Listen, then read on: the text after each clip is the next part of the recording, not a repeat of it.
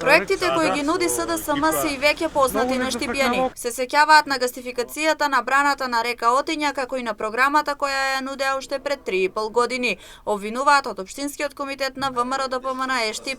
Јасно беше дека на овие избори безпретнесно ќе се трошат милиони за да се задоволат теснопартиските и личните интереси на раководството на СДС, но пак со понудата која се нуди на граѓаните, тоа станува се уште појасно. Краткиот памфлет, кој што владачката партија го нарекува изборна програма, говори дека СДС нема идеја и визија за овој град.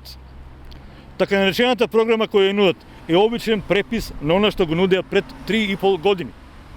Нема иновација, нема развој, туку манипулации за инфраструктурни проекти кои веќе сме ги слушнале како ветување од претходниот градоначалник. Граѓаните добро се сеќаваат на бранат, гасификацијата, конзолите на река Отиња, спортско-рекреативниот центар Суитлак, чист и зелен град, топли фасади. Сите овие проекти ги паметиме од Бочварски, а сега се споменуваат и од оваа кампања.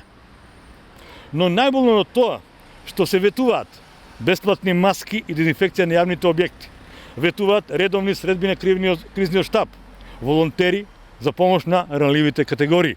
Од Општинскиот комитет на ВМРО ДПМН излегува со став дека сето она што денеска го ветува Социјалдемократскиот сојуз можело да се направи и пред изборите. Очигледно е дека власта смета дека граѓаните лесно се манипулираат, истакна Здравков.